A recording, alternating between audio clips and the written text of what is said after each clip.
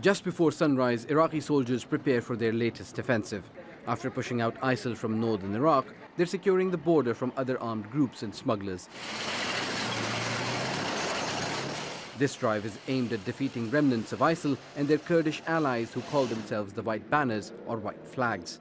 All sections of Iraq's security forces are involved. We are here in Kawan camp in the 5th Brigade of the Federal Police.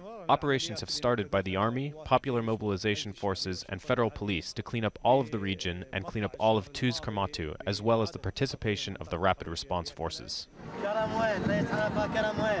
Soldiers say they made steady gains despite booby traps left for them. We found so many improvised explosive devices, or IEDs, on the main roads planted by the enemy before their withdrawal to hinder our advance. The Hamreen Mountains in Hawija region was a smuggling route even before ISIL captured the area. Iraqi forces have talked since last year about controlling the border town of Tuz Karmatu after seizing areas in Kirkuk province from Kurdish Peshmerga fighters.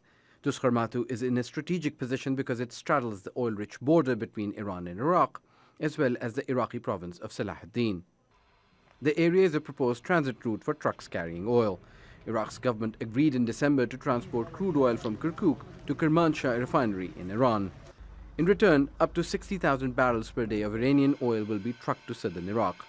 Government leaders in Baghdad have been reluctant to use the oil infrastructure of northern Iraq's Kurdish Regional Government, or KRG. In the last few days, the Iraqi troops say their operation helped secure some villages. Despite losing control of the area, the Kurdish Regional Government supports the offensive and says Iranian, not Iraqi Kurds are members of the White Flags. I can safely say that Tuz Karmatu is now safe, and we will continue helping the displaced to return to their areas. There is good coordination with the Peshmerga. That's why, thank God, the operations have gone very smoothly. Shia militias who are now part of the Iraqi security force have been accused of causing demographic shifts and of stopping people from returning home in other areas. Iraqi army commanders say Tuz Karmatu is being secured to allow displaced people to return. Critics, however, say the well-being of the people of Iraq seems to be a lower priority than the focus on oil and its profits. Osama bin Javed, Al Jazeera. Staying in Iraq, Human Rights Watch is reporting that hundreds of families are being forcibly displaced. The group claim Iraqi officials are rounding up people suspected of having family that joined ISIL. Human Rights Watch interviewed 24 people from 19 families. They said that PMF and army forces rounded up the families with no warning and brought them to the camp after screening at military bases. They said that when they asked why they were being displaced, soldiers told them they were innocent but had to move to the camp because their relatives had joined ISIS. Human Rights Watch says 220 families arrived at one Iraqi camp alone in a period of less than 3 weeks, all of them from villages west of the city of Kirkuk. We spoke to the organisation's senior research for Iraq and Qatar, who believes this is collective punishment. These roundups and forced displacement is being done by Iraqi forces that answer to Iraq's government. These are roundups done by Iraq's army and with the collaboration of certain groups that also answer directly to the Prime Minister. Therefore, one can only presume that this is happening with the consent of the government, even if it's not a strict government policy.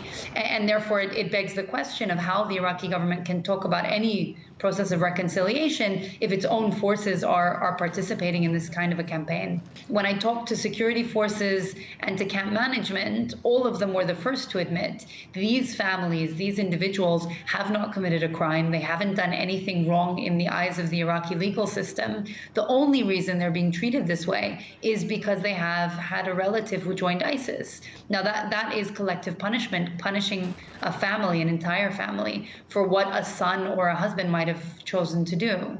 This is just a reminder that although ISIS have been defeated as a territorial force in Iraq and Syria, they still have pockets of resistance. They still have sleeper cells. They are still armed and they're still very dangerous. Sunday's attack comes just 2 months, as you say, after Baghdad declared victory against the terror group, yet they continue to carry them out successfully. On Sunday, they were disguised in army uniforms. They'd set up a fake checkpoint, and they attacked as Shia militias were actually hunting for ISIS remnants. The clashes lasted for at least 2 hours into the night, just southwest of the city of Kirkuk. 27 Iraqi militiamen were killed, along with a number of the terrorists, though others were able to escape. Now, what's also very telling here is that it was Shia militias who were leading the hunt against ISIS remnants in this part of Iraq.